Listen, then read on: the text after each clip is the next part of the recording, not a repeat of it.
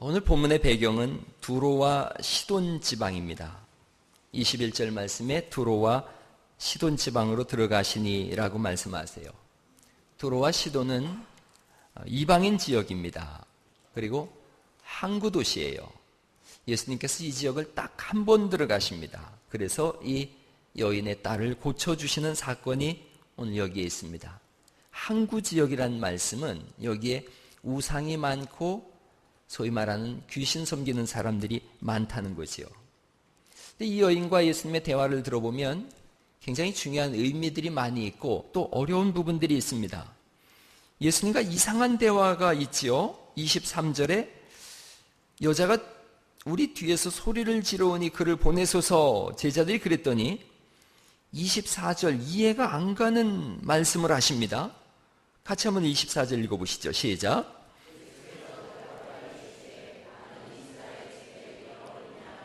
다른 데로 보내심을 받지 아니하였노라 하시니, 예수님은 이스라엘의 메시아일 뿐 아니라 이방인들의 메시아도 되시는 줄 믿습니다. 모든 사람의 메시아예요. 사실은 이사야서 42장 1절에 이런 말씀이 있습니다. 내가 붙드는 나의 종 내 마음에 기뻐하는 자 곧, 그 다음 내가 같이 읽어보시죠. 시작. 내가 택한 사람을 보라. 내가 나의 영을 그에게 주었은즉 그가 이방의 정의를 베풀리라. 이방의 정의를 베푼다는 이 말씀은 모든 사람을 다 구원하시겠다는 뜻이에요. 그런데 24절에 있는 이 말씀은 메시아적 이미지와 맞질 않습니다. 그런데도 예수님은 이 여인을 외면하세요. 이분이 다시 부르짖지요. 저를 도우소서, 저를 도우소서. 예수님이 시종일관이요. 26절에 자녀의 떡을 취하여 개들에게 던짐이 마땅하지 아니하니라 이렇게 말씀하세요. 그러자 이 여인이 27절 말씀을 또 읽어보시겠습니까? 27절 같이 읽어보시죠. 시작. 개들도 제 주인이 상에서 떨어지는 부스러기를 먹나이다. 아멘.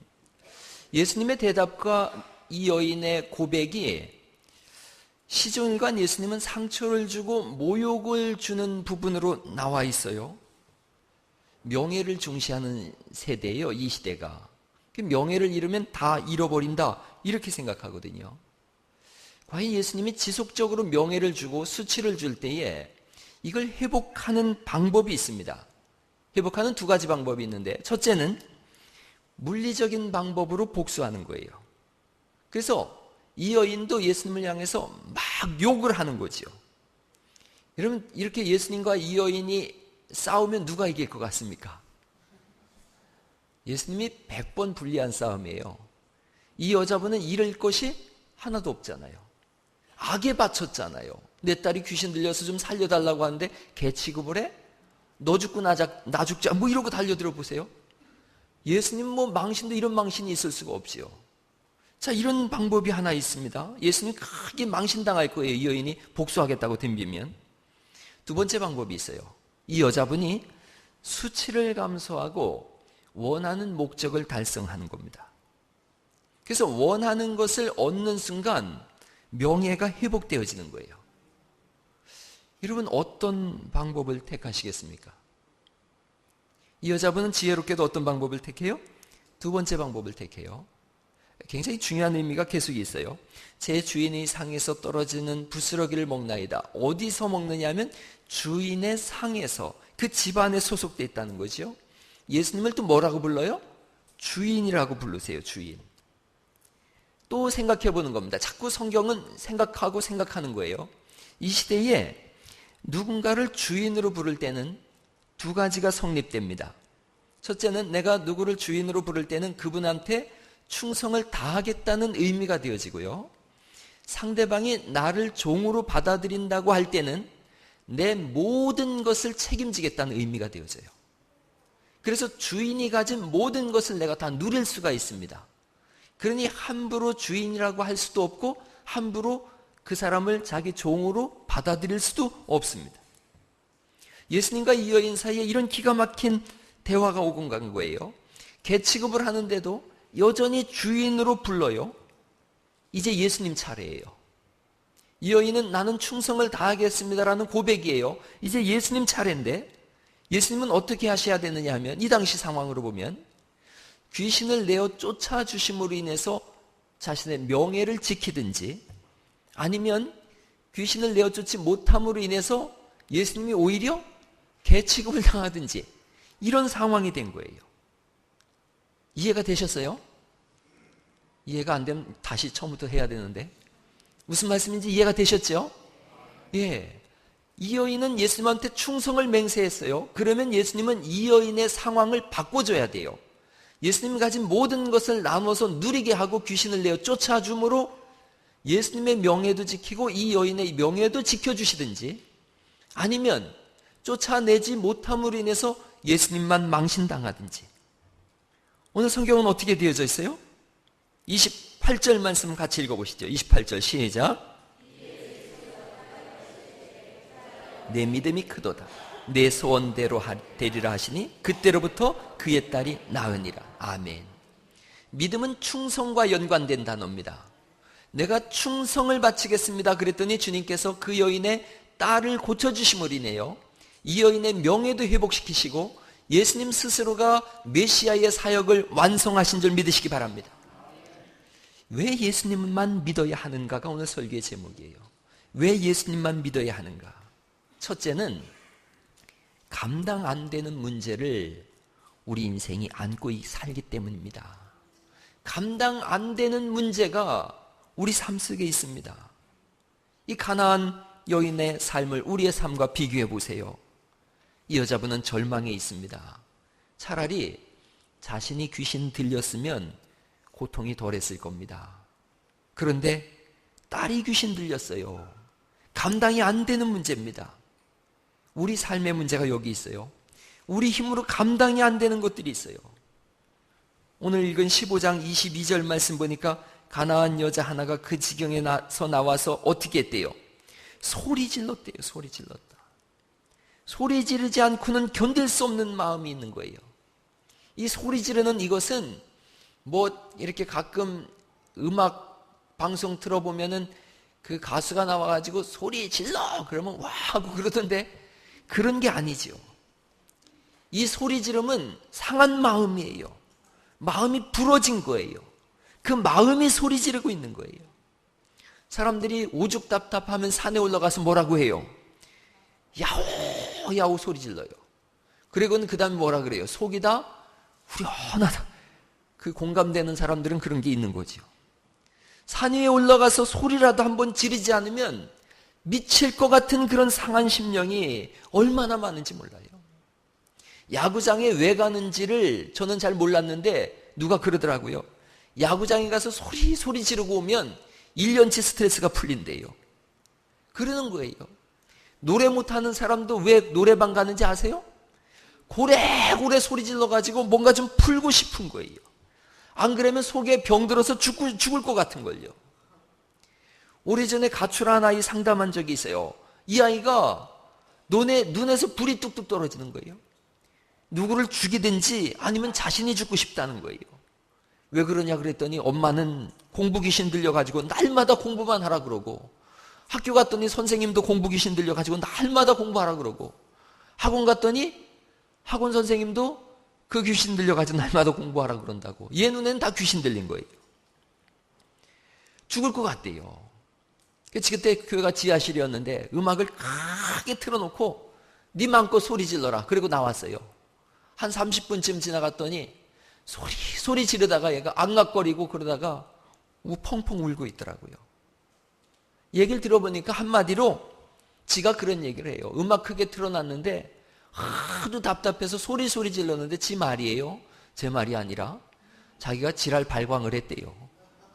떼굴떼굴 굴면서 소리 지르다가 나중에 자기도 모르게 주여 그러는 순간 눈물이 터지고 회복이 됐다고 하는 거예요. 할렐루야. 소리 지르는 거예요. 이분이 소리 지르고 있어요.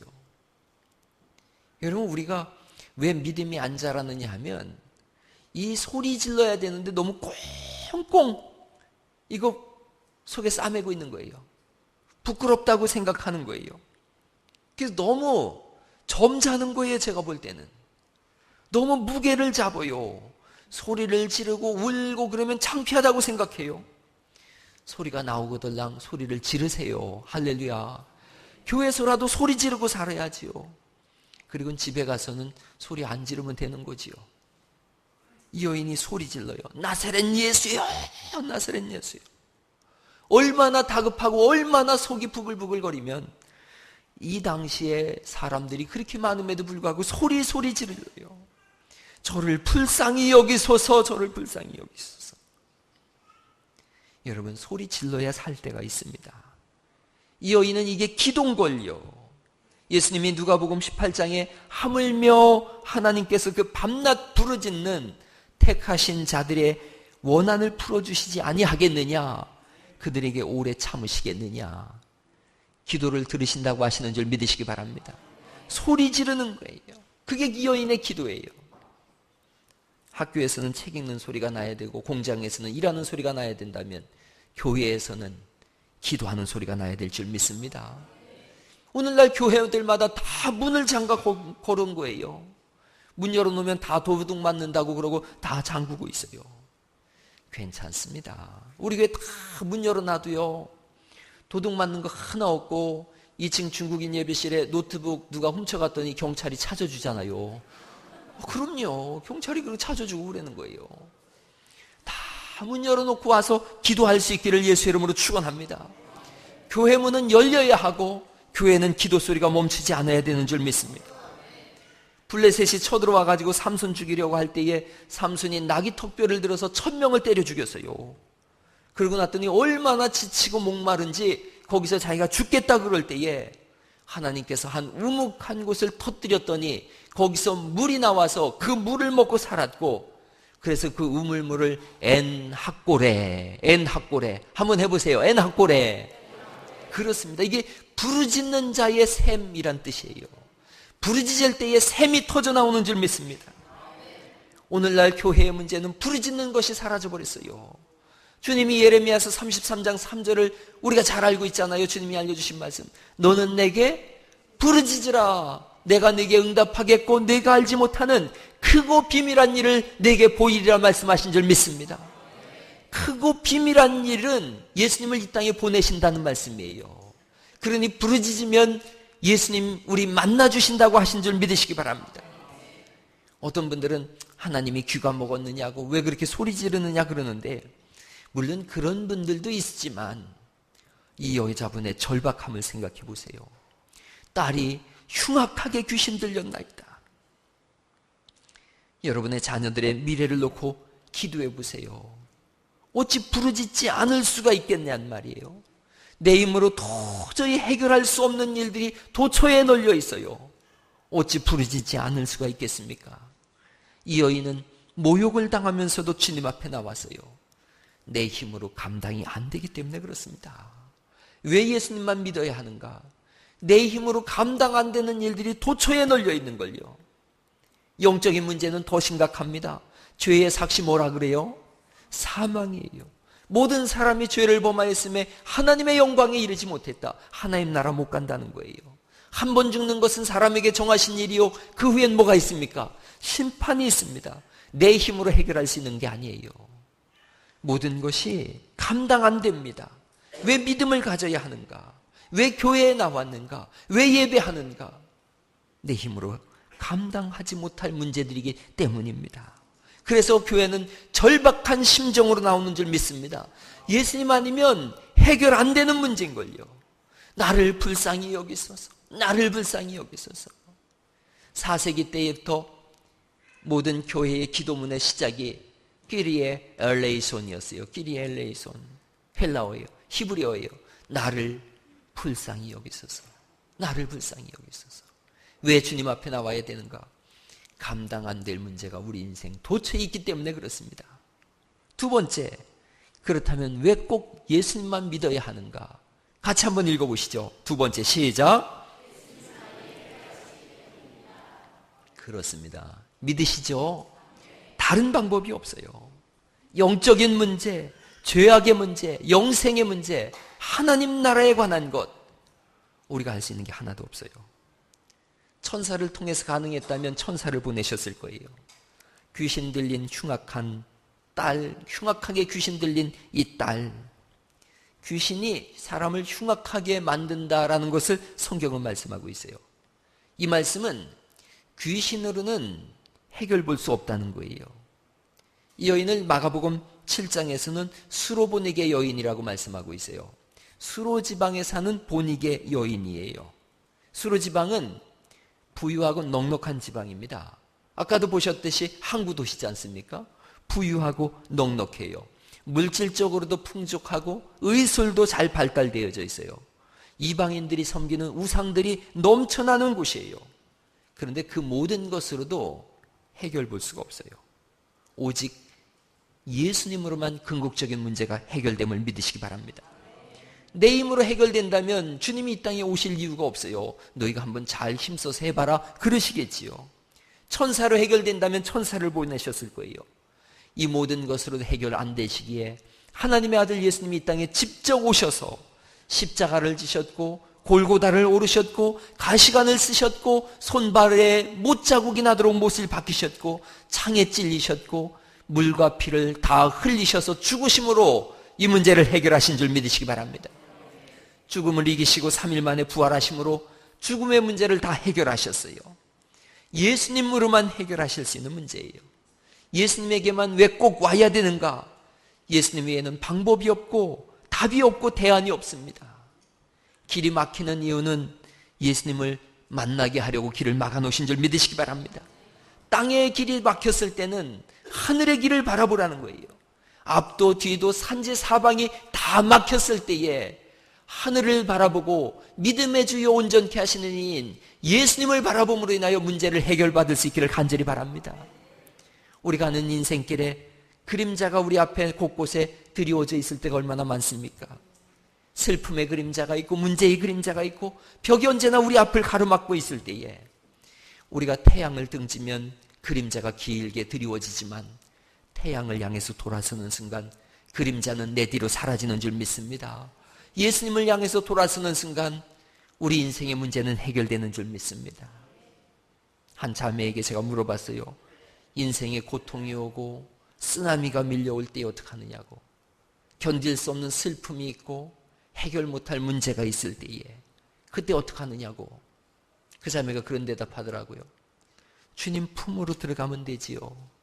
인생의 쓰나미가 막 밀려올 때에 주님과 함께 날아오르면 되지요. 그리고 저한테 노래를 불러주더라고요. 한번 들어보시죠.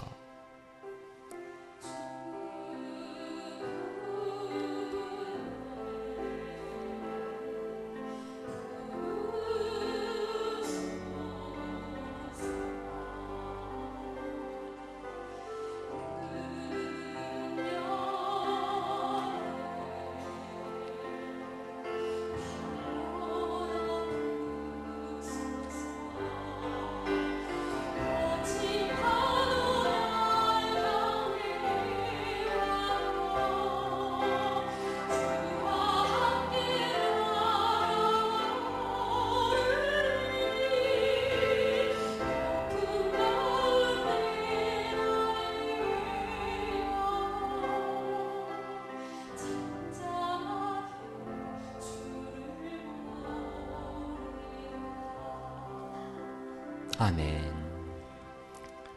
주 품에 안겨서 날아오르면 되는 줄 믿습니다. 성경에는 믿음이 크다고 칭찬받는 사람 둘이 나와요. 백부장과 오늘 본문의 이 여자분입니다. 이 여자분은 예수님을 정확하게 알고 있어요. 주 다윗의 자손이요. 예수님을 그리스도로 알고 있습니다. 예수님은 구원자신 줄 믿습니다. 이게 중요한 거예요. 이 여인이 알고 있는 거, 오직 예수님만이 구원의 능력이 있다. 예수님만이 살아계신 하나님이시다. 예수님은 전능자시고 창조주시다. 우리의 상한 심령과 어둠의 세력과 질병과 저주로부터 우리를 건져내실 수 있는 분, 오직 예수님밖에 없는 줄 믿습니다. 요한계시록 1장을 보니까 예수님은 알파와 오메가가 되신대요. 처음과 끝이 예수님이세요. 전에도 계셨고 지금도 계시고 장차 올 자 그분이 예수님인 줄 믿습니다. 발에 끌리는 순결한 옷을 입으신 분이 예수님이세요. 대제사장이란 뜻이에요. 가슴에는 금띠를 두르셨대요. 만왕의 왕이신 분이 예수님이세요. 머리에 털이 희다고 말씀하세요. 순결하신 분이 예수님이세요. 얼굴은 해처럼 빛나시는 분이 예수님이세요. 살아있는 자라 내가 전에 죽었었노라. 보라 이제 세세토록 살아있어 사망과 음부의 열쇠를 가졌나니. 죽음과 생명을 결정짓는 분이 예수님이신 줄 믿습니다. 예수님이 열쇠를 쥐고 계신 분이세요. 주를 믿는 자에게는 그 열쇠를 주어서 함께 누리도록 하시는 분이 예수님인 줄 믿습니다. 죄를 이기신 분이세요. 구원자로 오직 예수 이름밖에 없는 줄 믿습니다. 무슨 안상홍이 예수네, 메시아네, 이만희가 예수네, 문선명이 예수네, 다 사탄의 역사인 줄 믿습니다. 오직 구원자는 예수밖에 없습니다. 그래서 우리는 예수님 앞에 나와서 고백하고 기도합니다. 이 여인이 예수님에게 충성을 맹세하고 믿음을 고백할 때에 예수님이 이 여인을 치료하셔서 예수님이 가진 모든 것을 함께 누리게 하신 것처럼 오늘 우리가 주님 앞에 나와 믿음을 고백하고 충성을 드릴 때 주님과 함께 모든 것을 누리게 되는 줄 믿습니다. 죄로 인하여 상한 심령, 저주로 인하여 고통받는 심령, 견딜 수 없어서 소리 지르는 심령, 세상에 대고 소리 질러봐야 공허한 거예요. 노래방에 가서 소리 질러봐야 목만 아프지 아무것도 될 거 없어요. 귀신에게 도움을 요청해봐야 귀신은 우리를 죽이려고 하는 세력입니다. 도적이 온 것은 도적질하고 죽이고 멸망시키려는 것뿐이요, 예수님이 오신 것은 우리에게 생명을 얻게 하되도 풍성히 얻게 하려 함이로다. 할렐루야. 그럼요, 세상에 나가서 도움을 구하고 귀신의 세력에게 도움을 구해봐야 도적질 당하고 죽이는 것밖에 없지만, 그러나 우리가 불러야 될 영원한 이름 예수의 이름을 부를 때 우리가 사는 줄 믿습니다. 예수의 이름은 세상의 소망이요, 예수의 이름은 천국의 기쁨일세. 할렐루야. 예수 이름을 부르는 자는 구원을 얻으리로다. 예수님 이름밖에 없어요. 우리가 불러야 될 유일한 이름이 예수님입니다. 우리가 아침에 부른 찬송가 96장은 참으로 영감 있는 찬송이에요. 이 찬송의 작곡자는 에미를 쓴 장작 루소라고 하는 사람이에요. 그리고 작사자는 지금 저 사진에 나와 있는 민로아 선교사님이에요. 한국에 와서 평생을 선교사로 보내고요, 양화진에 묻혔어요. 이분은 자기의 딸도 8달 만에 태어나자마자 죽고요, 둘째 아들 낳았는데 하루 만에 죽었어요. 부인도 31살에 복음 전하러 여기 왔다가 풍토병에 우리나라에 와서 병 걸려서 죽었어요. 이런 모진 삶 속에서도 이분은 평생을 한국을 떠나지 않고 은퇴해서 중국에 잠깐 선교사를 갔다가 한국에 와서 여기서 내 인생이 묻히길 원하노라. 그래서 양화진에 이분이 묻혔어요. 이분이 예수님을 너무 전하고 싶어서 1902년에 찬송시를 쓴 거예요. 그게 90장 찬송가 90장에 처음으로 실렸는데 그게 그런 거예요. 예수님은 누구신가에 대해서 이렇게 고백하고 있어요. 우는 자의 위로, 없는 자의 풍성, 천한 자의 높음, 잡힌 자의 노임, 우리 기쁨. 2절 같이 한번 읽어볼까요? 시작. 약한 자의 강함, 눈먼 자의 빛, 병든 자의 고침, 죽은 자의 부활, 우리 생명. 3절은 찬양대가 한번 크게 읽어줘 보세요. 시작.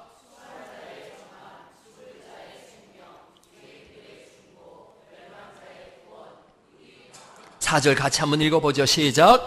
온 교회의 머리, 온 세상의 구주, 모든 왕의 왕, 심판하실 주님, 우리의 영광 되시는 줄 믿습니다. 얼마나 가슴 뛰는 찬송이에요.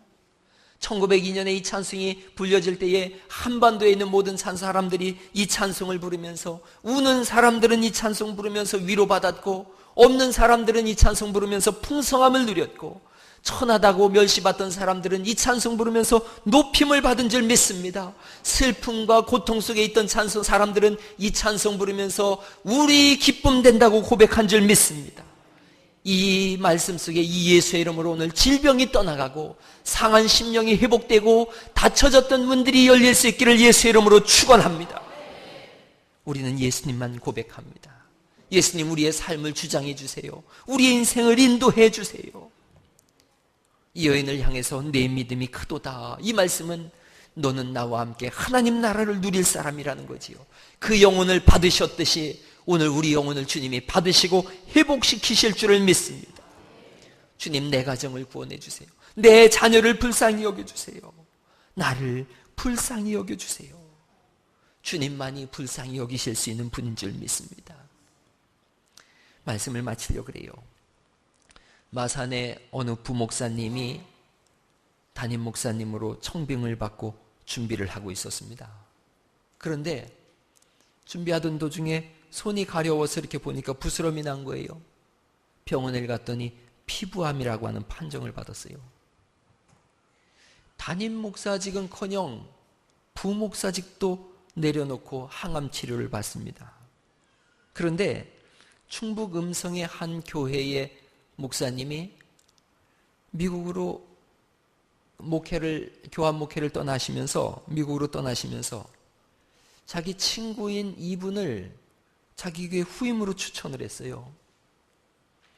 그러니 이 음성에 있는 교인들이 잔뜩 기대를 한 거예요. 우리 목사님 미국으로 유학 가는데 어떤 분이 여기 와서 후임을 할까? 그랬는데 막상 나타난 목사님을 보니까 몰골이 말이 아닌 거예요. 항암 치료하느라고 머리도 다 빠지고 바짝 말라서 뼈만 남아있어요. 다들 실망했어요. 그리고 이분은 한번 설교하고 갔습니다. 다음 날 청빙위원회가 모였어요. 물어볼 것도 없죠. 말할 것도 없어요. 그런데 안수 집사님 한 분이 손을 들더니 이분을 담임 목사로 모시자고 하는 거예요.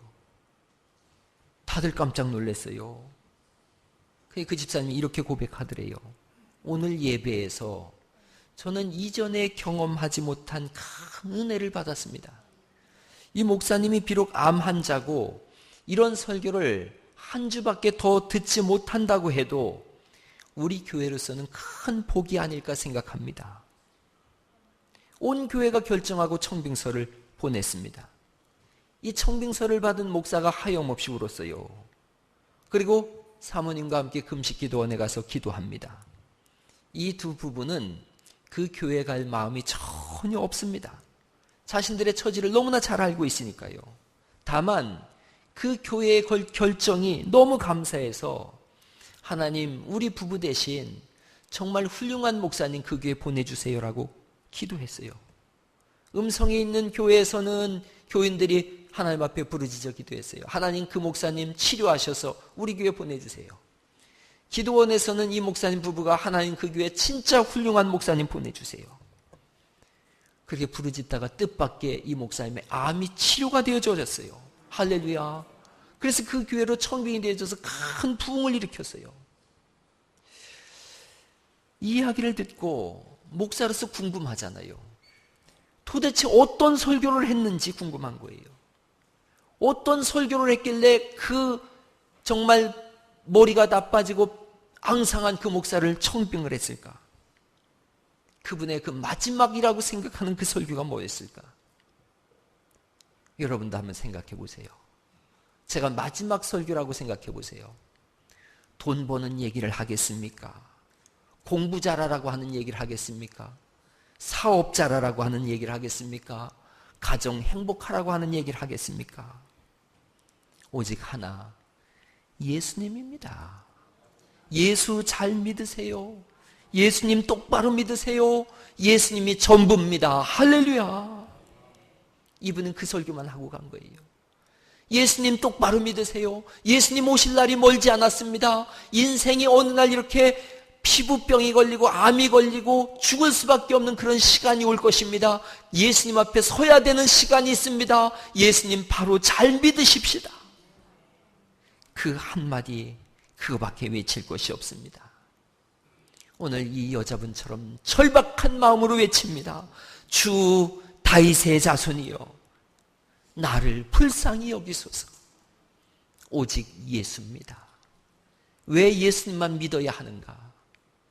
감당할 수 없는 문제가 우리를 덮고 있기 때문이고, 그 문제를 해결하실 분은 예수님밖에 없기 때문인 줄 믿습니다. 우리 같이 찬양하십니다. 주 품에 품으소서. 능력의 팔로 덮으소서.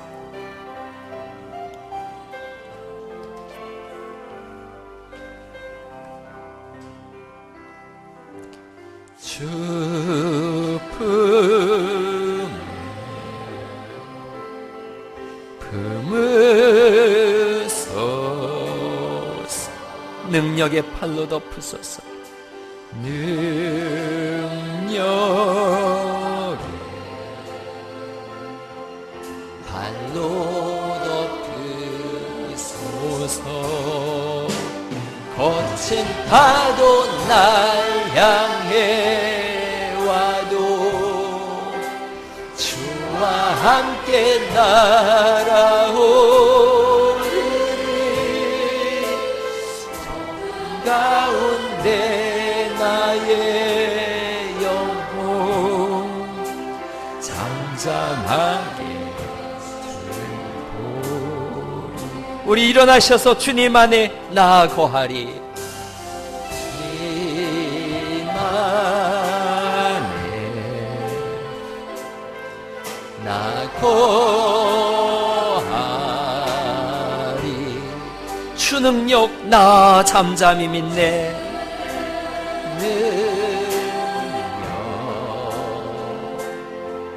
나 잠잠히 믿네.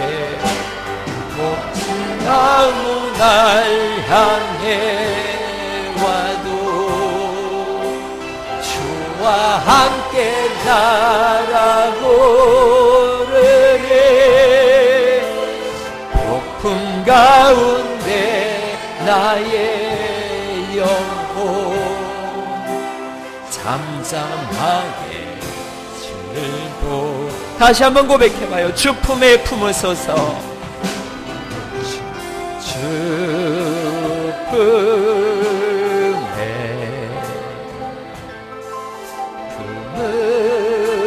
품으소서. 능력의 팔로 덮으소서.